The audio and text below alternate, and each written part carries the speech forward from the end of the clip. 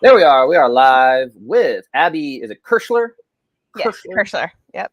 And she's over there in Pittsburgh, PA. Yep. And Star Wars nerd. So we got the Duel of the Fates. Oh, we got 6 people watching already. That's fun. And then I got my Rick and Morty shirt. Little attempt at cosplay. That's the best I'm gonna do. And I got my Super PTs. We're talking about physical therapy. And here we go. So Abby, you're a third-year student out of 3. For those who don't know, in the physical therapy space, you're almost done. Almost got your doctorate. And yeah, a lot of this connection here started because you had a controversial tweet, we'll call it. And, fair enough, yeah. Controversial enough. And basically, yeah, there's been a lot of talk. I graduated in 2008. I keep an eye on the profession. And one question that a lot of us professionals ask is, would you do it all over again, knowing how much debt we went into and what the salaries are and what the profession looks like? And the fact that I think a lot of physical therapists end up doing things that they could have done otherwise without kind of that title. Because I do a lot of lifestyle coaching. I do a lot of diet and strength and conditioning type stuff, more than I probably do some physical therapy stuff, as much as I enjoy doing that. We're going to turn Darth Maul off here. But yeah, so what led you, because you have a background in powerlifting, right? Bodybuilding, sorry. Yeah. Very good. That's all right. So you have a background in bodybuilding, and what led you down that path? Tell us a little bit about that, down to, I'm going to go get a doctorate in physical therapy and go into a lot of debt. And what led you down that path?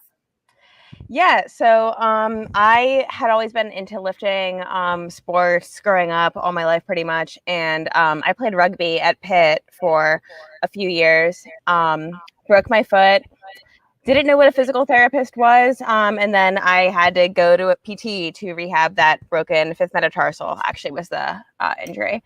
And I didn't really know what I wanted to do with my life until then. I knew I was passionate about health and nutrition and fitness, and I wanted to help people in some capacity. But like being like a personal trainer seemed like, to me, and maybe just like from my parents' pressure and stuff, like not like good enough. And I didn't really know what would be like a stable, solid career to facilitate my passions and things I was really interested in and that I was good at. But then I discovered physical therapy, having to rehab my own injury. And I was like, this is perfect. I can like use a more scientific approach. I will go to more schooling. I'll be more respected. I'll have my doctorate. I didn't know at the time how expensive school was and how little physical therapists actually kind of make compared to the investment that we put into school. But I was just so excited about having some sort of like path that would facilitate my interests and passions and hobbies. Yeah, so that's kind of why. Yeah. So but you made it through 2 full years already, right? And you're in your third. So tell us a little bit about, I guess, that experience and you know, jumping ahead to the fact that, yeah, there's a lot of things I think we'd all like to change, but just go into how have those first 2 years been of the 3? So it's been kind of challenging to kind of put in perspective like what a normal PT experience would even be like, because I started my PT education at the crux of the pandemic. So partially online, didn't even know my full class until a few months ago. And it's been, I think having a background in lifting and bodybuilding has kind of shifted my perspective with some things that were taught in the classroom.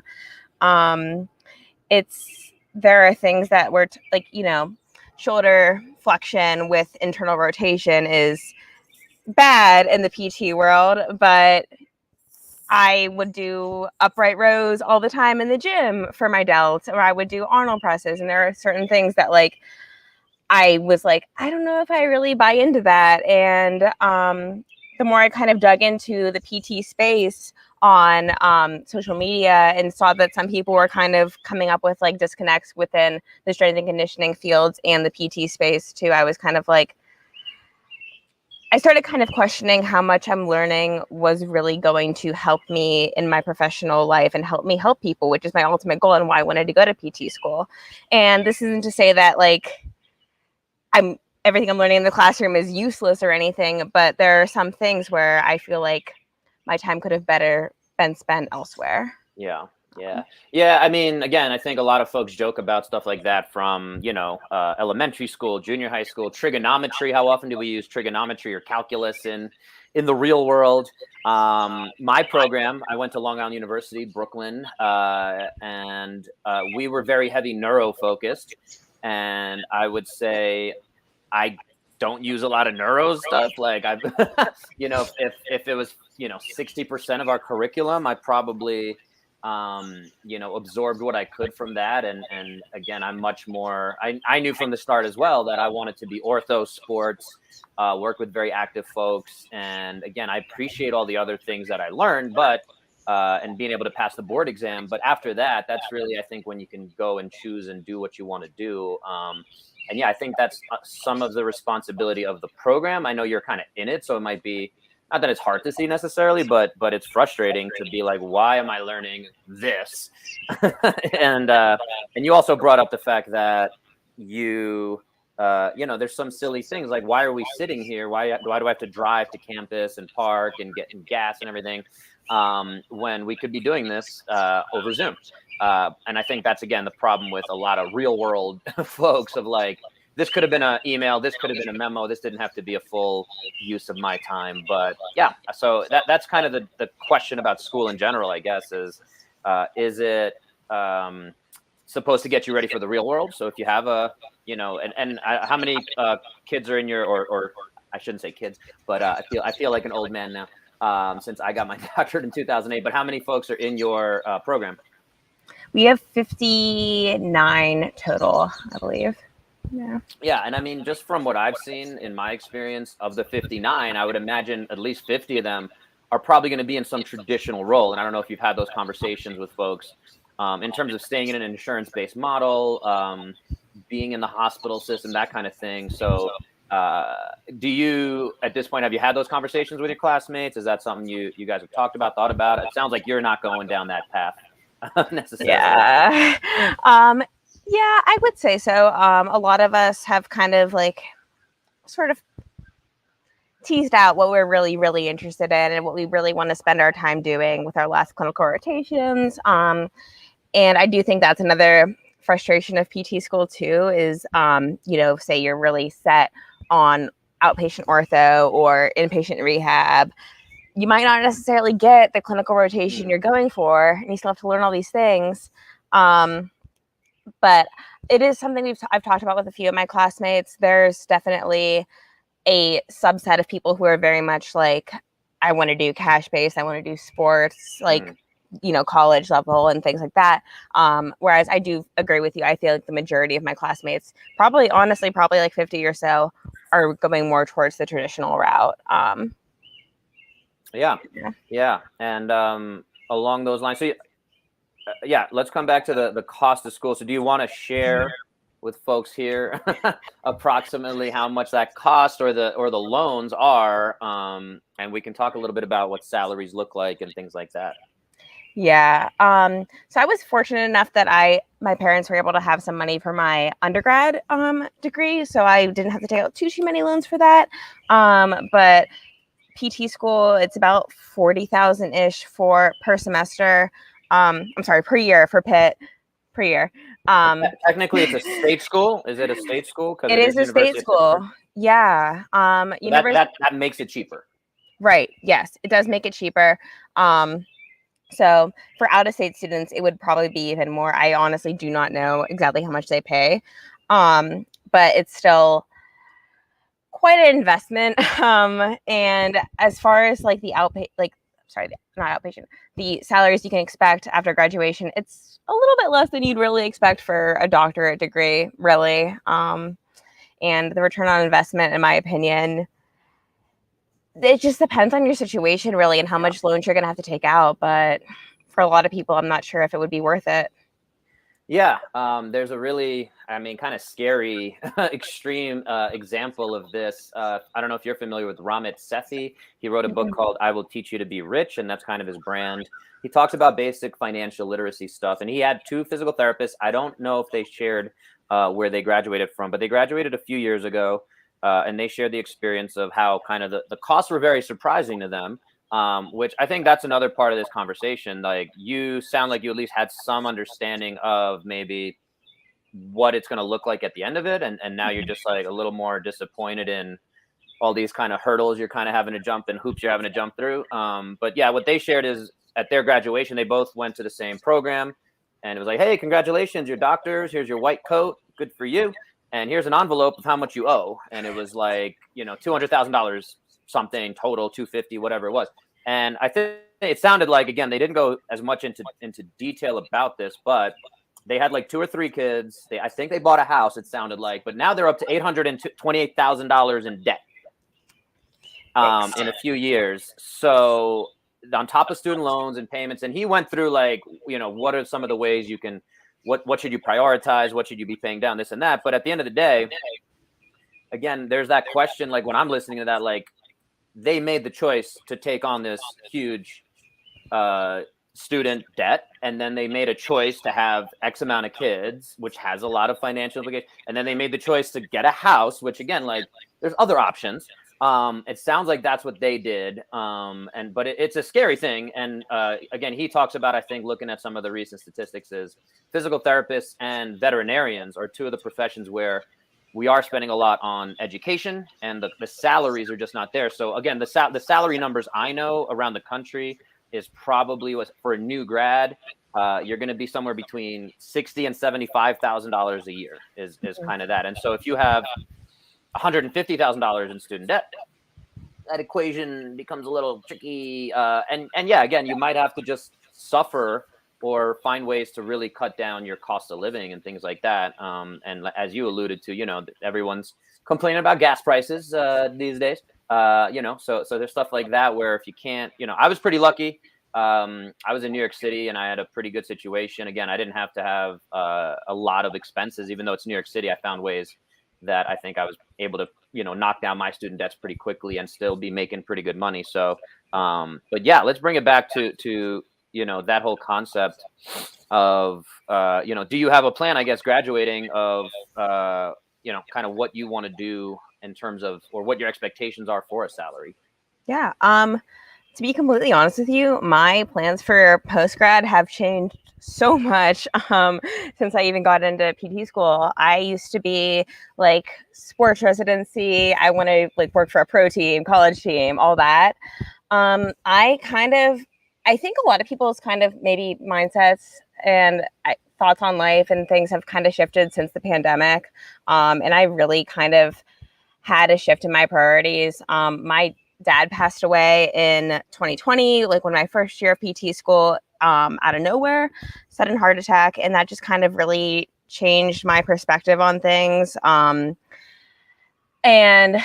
I kind of realized that I don't necessarily want to be like, if you want to be a D1 professional sports physical therapist, you have to be all in. Physical therapy, strength and conditioning, that has to be so much of your life. And after my dad passed away and with the stress of the pandemic in general, I kind of just realized that I have so many other interests and hobbies and things that I want to spend my time in. And I also kind of thought about the traditional PT model, residency, all the kind of structures and things, and just thought about like, how much am I really helping people going a traditional route, as opposed to I'd already had experience fitness coaching and personal training and doing that sort of thing. And I kind of thought about the impact I could make doing more of that type of thing and having my skill set from physical therapy school in conjunction to that, doing some physical therapy, PRN, bridging the gap there, and kind of thought I could maybe make more of a difference that way. And that's kind of where more I'm leaning towards. I still want to be a physical therapist. I still really like this profession. But I think I gravitate more towards the skill sets that we learn in PT school as opposed to the profession itself, if that makes sense. I think insurance kind of gets in the way more often than not. Yeah. And that's 100% why I moved away from the profession very early on. I did a pseudo residency in New York City. It was 18 months in a very busy Manhattan clinic. And yeah, you could see I had to be pretty much responsible for 30 people a day, with all the documentation and things like that. And then, yeah, it gets frustrating when, yeah, you're fighting for additional visits when this person's still in pain, but their, range of motion isn't improving, or you have to kind of document things that way. And yeah, at the end of the day, the insurance companies, and this is a fun part of that conversation, is these are people who are practicing medicine without a license. Invariably is the insurance company, because they're saying this person doesn't need more physical therapy. And more often than not, the person saying that is not a physical therapist. They're not a medical doctor. So where are they coming from even making that? Where's their training coming from? So there's a disconnect there. And that's where I, a long time ago, also said, like, I want to deal with a human being in front of me and say, hey, like, how much is it worth to you to get out of pain and feel better? And if you want to continue bodybuilding, like, what are the things that we're going to do? Like, is it worth $10,000 to you to do bodybuilding pain-free? Maybe. You want to be a triathlete? Like, they're spending thousands and thousands of dollars on their bikes and their gear and going to events, and how much, again, would they want to invest in keeping their machinery kind of clean? So that was kind of what drove me. But yeah, talking about this disconnect in physical therapy school, at least, between strength and conditioning and physical therapy. And I think that, yeah, the curriculum that I've seen out there, that I experienced, that it sounds like you're still experiencing all these years later. We're almost 15 years disconnected between our curricula. But it's I assume you guys, do you get one class? Do you get two classes in strength and conditioning? What's the kind of, is it 3 sets of 10 external rotations? Zero, not even one? We were fortunate enough to have an elective, advanced Therex, where it's essentially like basics of exercise. We had an exercise physiology class, and it just frustrates me having the whole, like, this is the hypertrophy rep range, this is the strength rep range, and no nuance whenever we're in a doctorate level program. Like, I shouldn't be taught a personal trainer's baseline, something you can get just having a high school diploma, when I'm in a doctorate level program and we're supposed to be movement experts. I should be able to decipher more nuance. And to be totally honest with you, I feel like sometimes I wonder where I would be in my confidence prescribing exercise as a clinician, coach, whatever, if I didn't put in the time myself to connect with people on social media, seek out additional learning myself, seek out other courses, because so much stuff is, honestly, even in the CSCS, I feel like is outdated. I feel like I've learned more when it comes to exercise prescription, bodybuilding on my own, working with coaches, than I necessarily did in school. And Pitt, we're really lucky. We have an advanced Therex elective, which is really helpful for kind of bridging that gap between strength and conditioning and physical therapy. But there are still some aspects that I wish were touched on more, because I personally have a background in the strength and conditioning field, but not all of my classmates do. And like I said, I feel like the certification oftentimes is kind of the bare minimum. Like, it's really not even that much. Yeah. Well, yeah, I mean, my sort of thing there that I'll maybe give some perspective on is, I did always kind of look at it as similar to the medical model, right? Medical school gets you to very basic stuff, and then every medical doctor has to go on to do a residency and or fellowship to go into their sports or orthopedic specialty. So that that is kind of where the physical therapy profession, I think, has been headed. But as you said, also, yeah, it's a really big commitment. Also, one thing I want to throw out is, I know a few professional sport team physical therapists, and I don't think they give that anymore if you don't also have an athletic training degree or certification. So if that's something that you're interested in or someone else is interested in, again, just another big barrier to jump through. But bottom line is, also to your point of, you're going to learn a lot more going out and being in the field and talking to different folks. And I luckily was pretty fortunate, again, being in New York City, where I got my doctorate and having access to some of the top professionals and some, high level folks, and being able to just say, hey, can I come by and watch what you do and learn from you? And most people were pretty gracious with that. And I'm very grateful that I got those opportunities. And I would definitely encourage you to keep doing that and keep building that. And also, as a student, I took as many. And again, I was in a position where I didn't find physical therapy school to be that challenging per se. And again, it wasn't my priority, and I didn't care as much, honestly, about all of the levels of desiccation and what, like all these fancy terms. And I'm like, I know I'm not going to really need this a year from now when I graduate. So I took a lot of time instead of studying that and making sure I got A's on everything, because nobody cares about what your GPA is in physical therapy school, as long as you have a license and a doctorate and you can treat people and you can stick a needle in somebody safely and not puncture a lung, which still happens, unfortunately. It's kind of crazy. It's like the one thing you shouldn't do if you're doing dry needling. Yeah, so I don't know how that gets missed, but at the end of the day, there is this huge disconnect, again, coming back to that topic, between, and I think, again, it comes back to physical therapy school. It's important to understand, I think, and I have had a few of my professors on and other folks who are in academia, and I think they'll all kind of say they're not really there to necessarily make you the best clinician possible. They just want to make you safe. They just want to get you that general kind of, again, like a driving test won't make you an F1 race car driver, right? You have your license, you're just safe on the road. That's are you able to do the bare minimum? Unfortunately.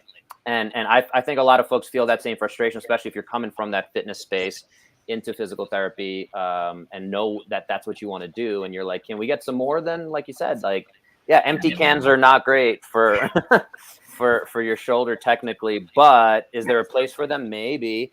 Yeah, so there's some interesting stuff there. And then let's go to this last piece of professionalism. You've got some tattoos. I've got some ink on there somewhere. And in general, again, your persona online, and this is something that, again, this is the world we're living in. Is one, you do a lot of cosplay. Again, I can certainly see how a organization or company might say, hey, we don't like what you're posting on the Twitter. And I'd love to hear your experience around that and thoughts on that. Oh gosh. So there are a few ways I think so I don't know, medical professionals, at the end of the day, we're all human beings. We're all multifaceted. Even if you're the most dedicated to PTs, live, breathe PT, you still have other interests. You still have other hobbies. I feel like it's really hard to expect someone to be on professional exactly how you would want, how you kind of perceive a doctor in your head all the time. And there are absolutely I think back to that study paper that came out a couple years ago about the medical students, and a lot of the women had bikini photos online. I'm not sure if and it was a whole thing. And there was this one social media post, I can't remember who posted it, but they talked about how, people have their perspective and they have their preconceived notions, especially, maybe older patients who probably wouldn't be too happy with my tattoos, or would, I don't know, maybe have some sort of preconceived notions of me if they knew I cosplayed or knew I had tattoos or what have you. And that's understandable. You can't completely change people's beliefs and perceptions. And I think there's definitely you can't just be guns ablaze saying, well, this is who I am. And screw the corporate, screw the man. Yes, exactly. You have to kind of understand how the world works, and you are a professional, you have this doctorate degree, you have some responsibility to present yourself as such. But at the end of the day, I have a life outside the clinic too. I have other interests and hobbies, and if I'm not kind of feeding my soul in the things that I'm interested in, I'm not going to be a good PT. I'm not going to be happy. I'm not going to be able to give myself to my patients. You can't pour from an empty cup, as they say. So honestly, also from a financial perspective, if I am going into the student debt and I'm able to make some money modeling and doing this type of things to pay off my loans so I can treat people, why should I be penalized because some of my cosplays might be more risque or what have you, if I'm able to profit off of that hobby, or even if I just enjoy it. So I don't know. I honestly, I think back to also, I got in trouble actually for wearing a crop top to a practical, which I shouldn't have worn a crop top to a practical, But I got in trouble for it, and out of professionalism. A few days after that, I was at my clinical, and my CI was like, you're so professional. I can't believe how well you're able to connect with patients. And I just was like smirking in my head because wow, it's almost like what I wear one day doesn't affect my ability to turn it on, be professional. It doesn't affect what I know. It doesn't affect my ability to communicate with a patient. I don't know. And then I've also had patients who have seen my tattoos and have been like, oh my gosh, I love that anime. And I've been able to build up incredible patient rapport off of that, as opposed to them just seeing me as another white coat or whatever what they're dealing with. Sorry, I feel like that was really ranty. This one kind of gets me. No, I think that's why we have these conversations and we try to explore those, and then we have this long form thing, and it's not just a Twitter 140 character back and forth thing, right? So yeah, totally appreciate you, sharing that and voicing that frustration. And again, there's obviously the gender gap too, of if you have a guy wearing, a wife beater or whatever sun's out, guns out thing, is that unprofessional? Or is that showing off his muscles, or is that, there's a whole different perception for that. And yeah, we live in a very interesting society, and there's all sorts of psychological and sociological implications for that. But at the end of the day, I think coming back to it is, you obviously kind of have to fall in line with getting your doctorate and making sure your professors are happy.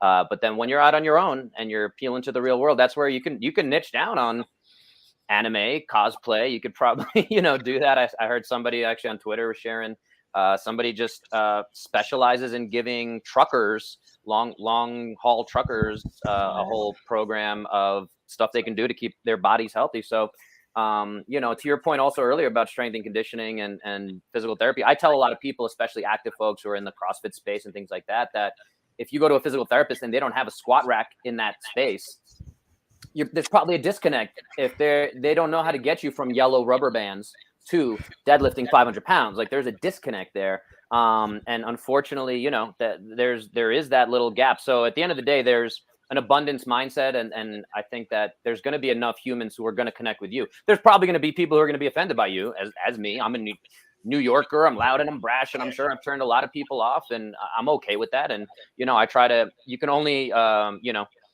censor yourself so much, even for you, saying the prequels are better than the original Star Wars movie. There's going to be people who are like, I want nothing to do with this person. Just stating facts. Okay. Anyway, and are you a fan? Are you watching the Obi-Wan series? Oh yeah, absolutely. And it's How about you? I haven't seen it yet, but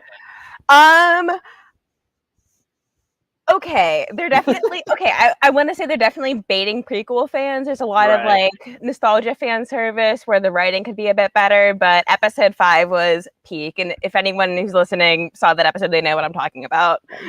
Okay. Well, I finished Mando, and then I haven't. I heard the other one. What was the other? Boba Fett. Yeah. Is that worth it too? Yeah. I haven't seen it yet, to be honest. Okay. I'm out of order with my Star Wars content. I gotta go to Boba Fett, then. Oh, I don't know. Whatever. We'll see. We'll see if we find time for that. But anyway, so we've established some professional stuff and things like that. And so you also have your precision nutrition certification. I want to jump on that real quick. So is that something you do? Obviously, it's probably harder to do while you're in physical therapy school, but are you into, or is that something you're planning to pursue later on in terms of nutrition coaching, anything like that? So I have some experience with nutrition coaching, and I am accepting clients right now, but it's not something I don't really have too many right now. I have one, because it's PT school and cosplay and everything else going on. But that also is kind of where I get bogged down with PT school, and I have no problem with working hard, but I do have a problem with my time being wasted. And when we kind of talked about, my example was shoulder internal rotation with flexion, which, not necessarily, I'm not saying do that all the time or anything like that, but I don't think it's the devil, PT school sort of seems to make it out to be sometimes.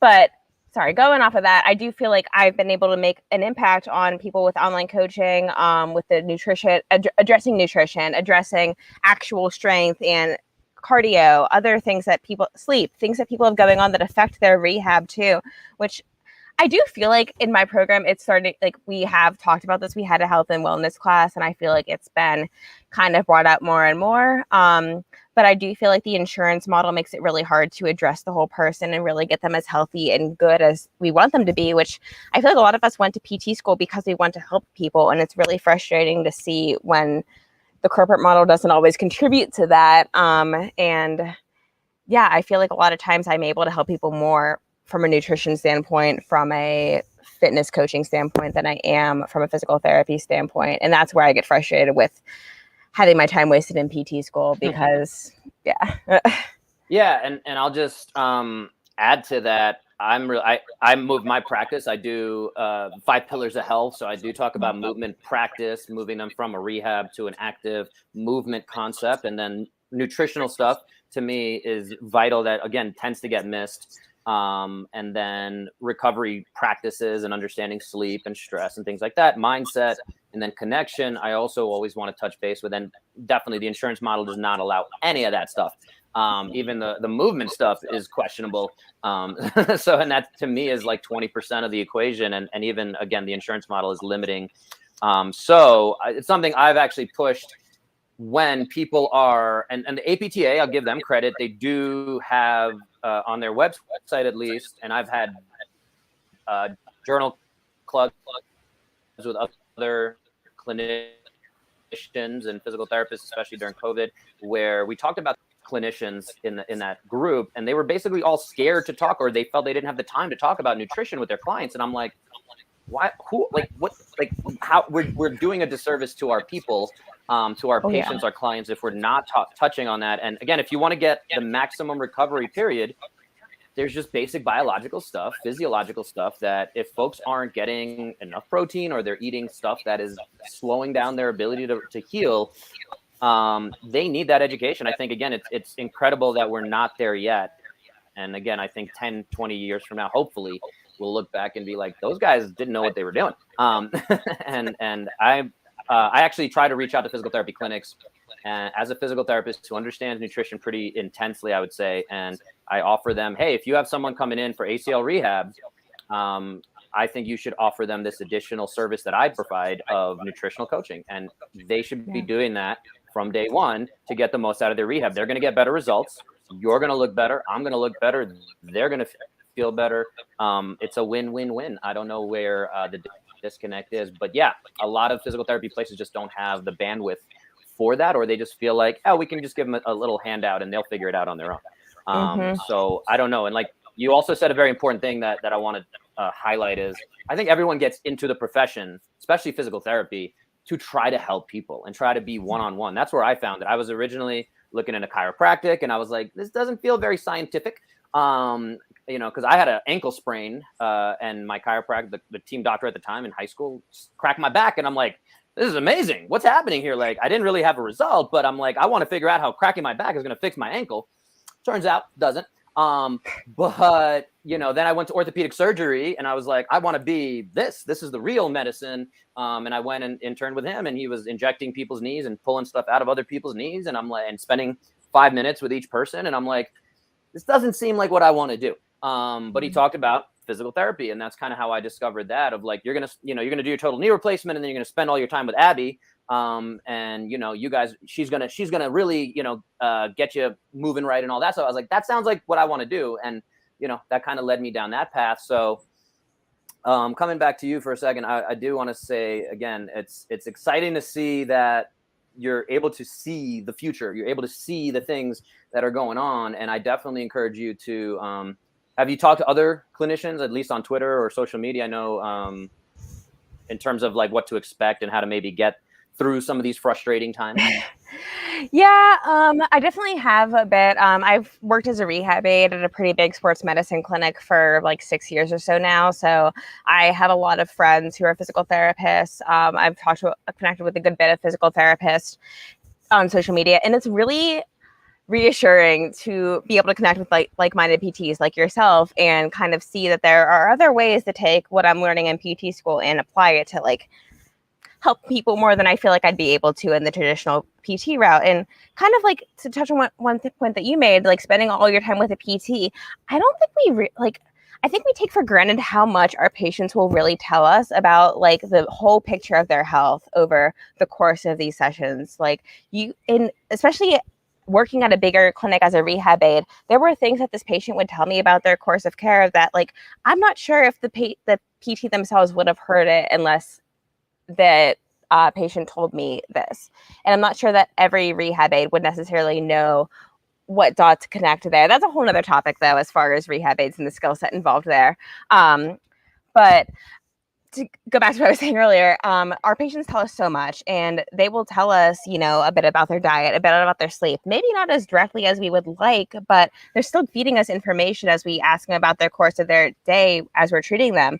And going back to what you said, even about the protein intake, like how much is our rehab really helping if they're not actually fueling that muscle that we're trying to build for them? And I think that we really kind of take for granted how much we can really make an impact outside of just the rehab process itself when it comes to PT. But yeah. And there is a natural healing process that the body's going to do. Way before we had physical therapy and surgery, right? You'd break a bone and there's going to be a natural healing process. It might not heal the best way possible back in the old West or whatever, but the body has a timeline that it's going to heal. We know that we can speed up that healing. If we can take that from 6 weeks is like the optimal time. That's the fastest we've ever seen anybody heal whatever the injury is. But instead we're kind of babying it, or maybe we want to get more insurance visits because that's how we make more money. So maybe that draws out to 12 weeks or 18 weeks. And unfortunately, again, there's that disconnect again of can we have those conversations, and like, is it behooving the person to be better faster? Probably.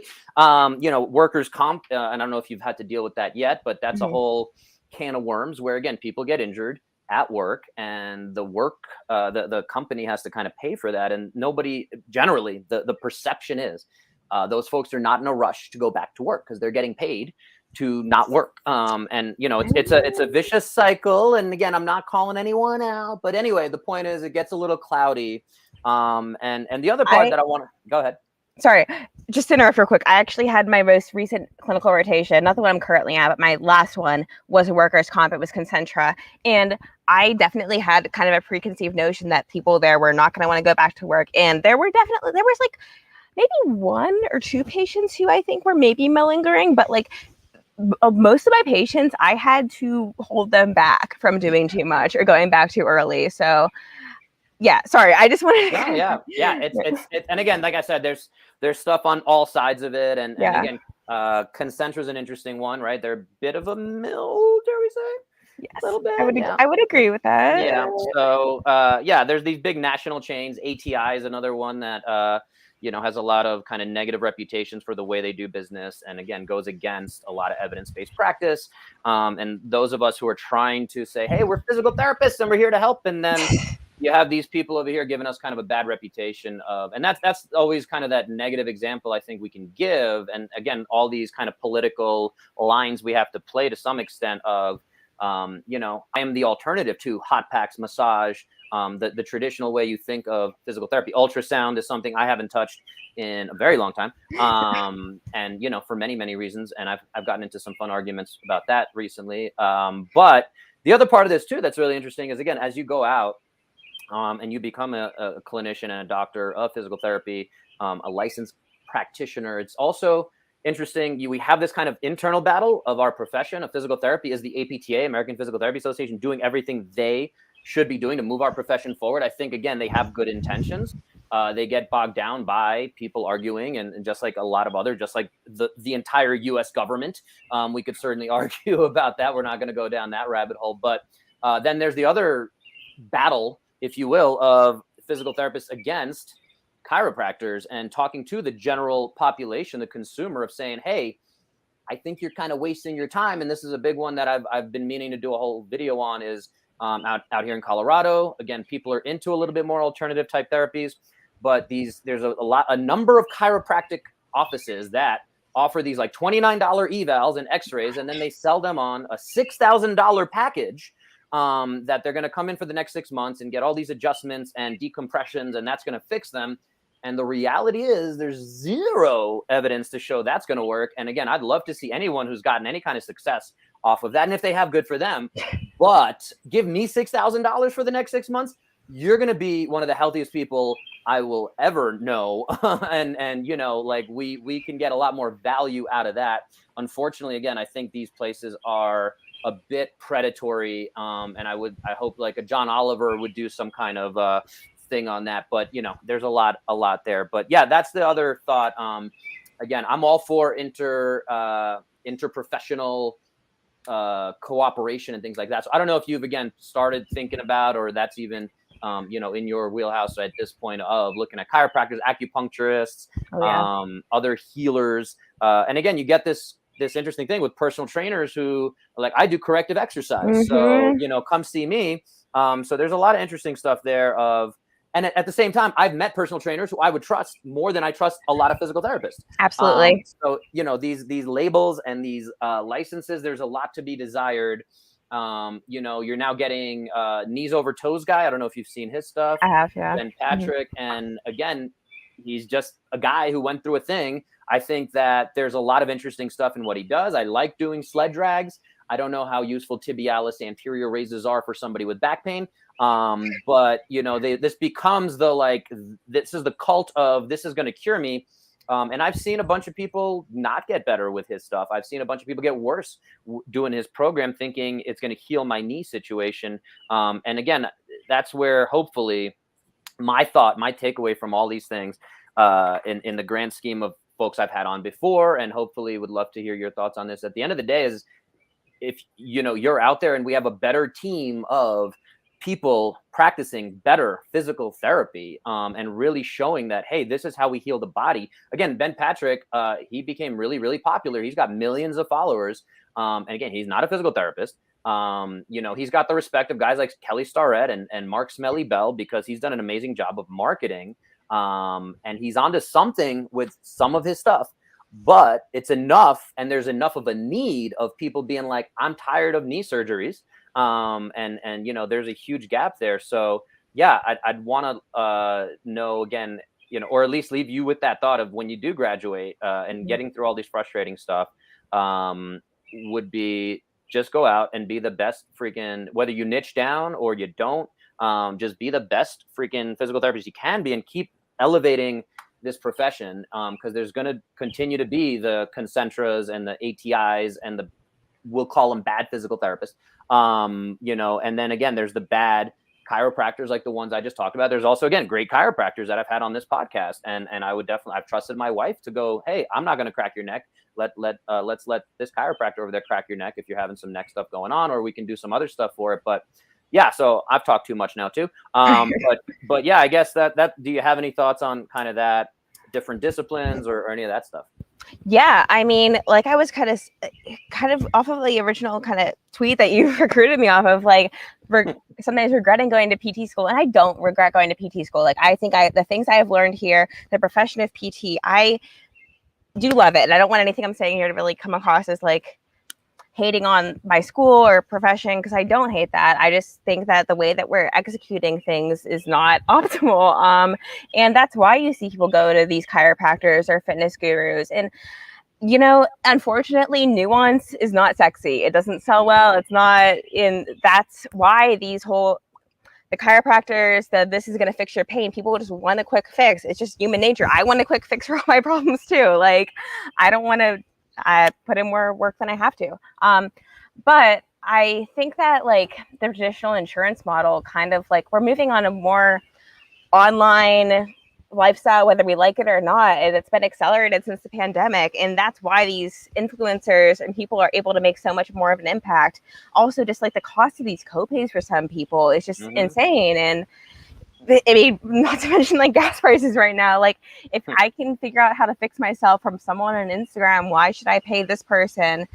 Especially if you talk about a PT mill where the PT is not even going to spend that much time with you. And sometimes I think about like, if I didn't know what PT was, if I didn't know the first thing about exercise, and I just went to whoever, and I was a young athlete and I was doing straight leg raises, clamshells, say 6 months post ACL reconstruction, like, I wouldn't know if that's good rehab or not. Like, I probably would feel like something's off, but then you spend all those co-pays.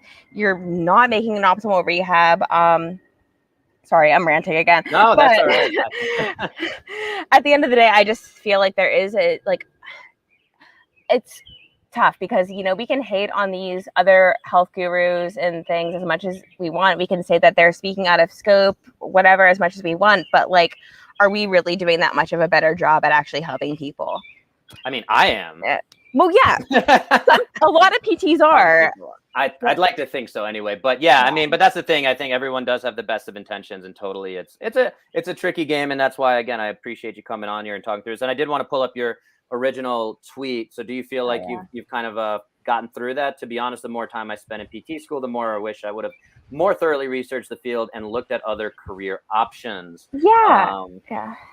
I think a lot of so also going off that tweet, a lot of it is also personal things too. Like, I am more artistic than I feel like I wanted to admit to myself when I was kind of deciding what the heck I wanted to do with my life. And PT just felt like, doctorate, stable, good. But I feel like as times are changing, and also as I realize I can have career paths in more artsy fields like cosplay and things like that, I kind of be like, oh, I kind of think to myself, like, this wasn't the only option for me. And, kind of wish I would have taken more time thinking about that. I don't regret PT school. I still love PT and strength and conditioning, all that stuff. I will always do. But I sometimes think about, like, what if I would have thought about this a bit more, did more research too. Yeah. And I think that's, again, hopefully the conversations that will maybe help folks who are thinking about going into physical therapy school and could be more aware. And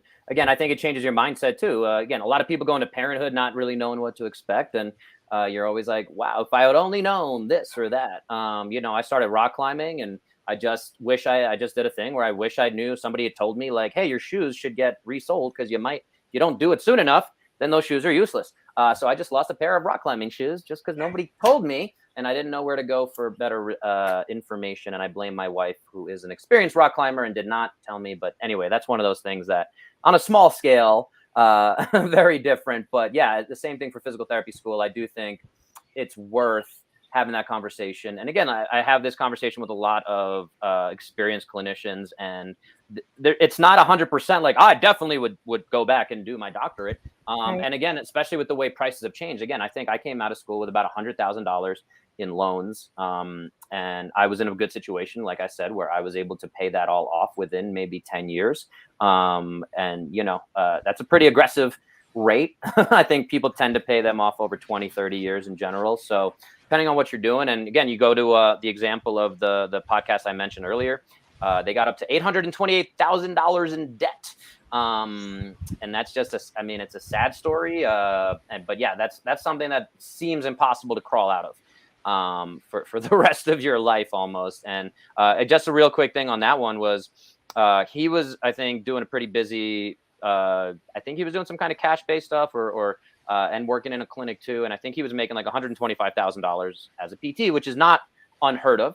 And then she was doing some part-time stuff because I think they had some young kids. So she was making like $45,000, something like that. So I think altogether they were making about $150,000 a year as two physical therapists, which comes down to a $75,000 median average of salary. But yeah, at the end of the day, that's pretty hard to make all your payments. And they went through some of that stuff on that podcast. So it's something to think about. It's something to look at. And again, for me, as I was starting to say, is I think I would certainly choose to go to a cheaper school to take on less debt. Where I was, there was City University, Hunter College.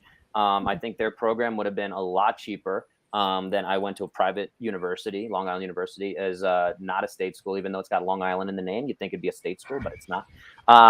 But yeah, at the end of the day, there's a lot to think about there. So again, I appreciate you coming on. I appreciate your time. Any other closing thoughts before we cut out? Nothing I can think of. Nothing I said. I love PT, love Pitt. It's just, we can always get better. We can always improve, right? Yeah. So yeah, no matter what situation you're in, people have their struggles, and hopefully, you find that love for what physical therapy is. We're supposed to be, and again, I would encourage you to keep exploring. And one thing we didn't really touch on, again, you said you had 50 something kids or again, I said kids, you have 50 something people in your program, in your class. And again, there's, I think, close to 20 specialties you can go down. You can become a women's health specialist. You can become a geriatric, a pediatric, an oncology specialist. There's just, the list goes on and on. I was really amazed to figure this out, which again, I didn't know that going into physical therapy. I go to career day and I tell kids in like my old high school, I'd go there and I'd be like, hey, there's like all these different things that physical therapy can do. It's not just, again, what you think of as an ACL tear, and then you have hot packs and a few, yellow rubber band exercises kind of thing. There's a lot more to the profession. And I do think it's important to understand, explore that. And I do wish the education, I think it gives you an amazing base of understanding the human body. And again, I think we understand the human body more than most other professions and clinicians out there. Another interesting thing, I mentioned dry needling and stabbing people's lungs, which is something that should not happen ever, based on really simple understanding of anatomy. But what's really crazy is there's states where I practiced in New York and California where physical therapists are not allowed to put a needle into a person. And that has to do with, again, Practice Act and politics and all that stuff. And so it's been interesting being here in Colorado where I can order imaging here, which usually is only done in the military by physical therapists. Yeah. I can order blood work here. I can, again, do dry needling. And it's very cool to see. It's also cool to see what people are doing out here with that.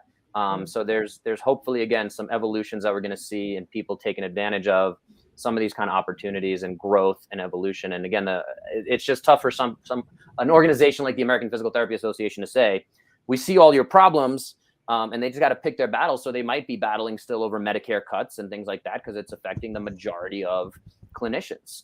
So until we all kind of band together and step up, I do appreciate you speaking out, and I want to applaud that, encourage that, and say, yeah, let's keep fighting the good fight.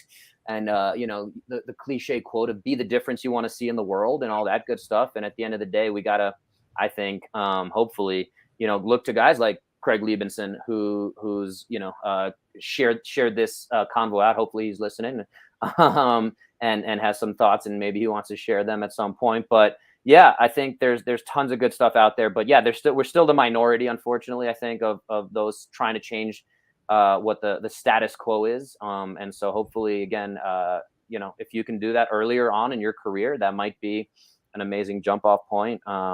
I appreciate your your obsession with this flexion internal rotation thing. So maybe I just want to grow my delts. I'm sorry. But yeah, understanding that there is a place for all that is important. I don't think the Arnold press really is as biomechanically negative as that. But yeah, anyway, I tell people to do Arnold press. There's no problem with that. Anyway, let's tell people where they can find you. I have your Twitter and Instagram on the video here. And anywhere else, a good place to contact you. Yeah, Twitter and Instagram are there. I'm on TikTok. It's, I believe, the same as my Instagram, AbbyK _fit. And I'm also, I have a second Instagram for my cosplay, but it's linked to my fitness one, so you can just find it from there if you want. If you want. And then we can go back to, and if you guys are watching, listening, you made it all this way, prequels or the original trilogy of Star Wars movies, vote. And I'm curious how the age impacts that, because as I said, I was a teenager when the prequels came out, and I got to see them in the theaters, and it was disappointing. It was disappointing. I mean, Jar Jar Binks obviously was a big stain on all that. I do like the theory though, and I'm sure you've heard of it, but maybe some listeners haven't, that he was a Sith Lord and he was kind of setting things up, even though he was goofy and playing stupid. He was actually setting everything up to the way that things needed to be. So I do like that. Makes it much more entertaining prequel, if that was true. But I want George Lucas to confirm that theory. But anyway, so if you guys are out there, vote prequels or original. And I don't think anyone's voting for the three newest ones. Or I did like Rogue One, right? That was but that was kind of on its own, and it was kind of separate. So we don't know where that fits. But it was I thought that was actually probably the best standalone one, actually, when you really look at it. But anyway, yes, are you in agreement on Rogue One? Is that? Oh yeah, absolutely. I liked her so much more than the sequel trilogies are throw them in the garbage. I still haven't seen whatever the most recent one is. Whichever, I forget the names of them now. I wouldn't waste your time. Rise of Skywalker, Rise but of that's easily the Skywalker, I worst think. one. That's Yeah. not the one where he throws the milk and the lightsaber out in the beginning. Is that was That's the one? Last Jedi. Yeah. Anyway. Yeah. All right. Without nerding out too much, guys, I want to thank Abby for joining us in between her studies. I wish you luck the rest of your education there and dealing with some of those annoyances. But yeah, get through it, and then join us on the other side. Thanks for having me on. Yeah, and hope you guys got 1% better. If you did, please don't forget to like, share, review, leave a rating on your favorite app of choice. Apple, Spotify always helps. If you're here on YouTube, subscribe, all that jazz. And Abby, we'll see you next time, and we're signing off.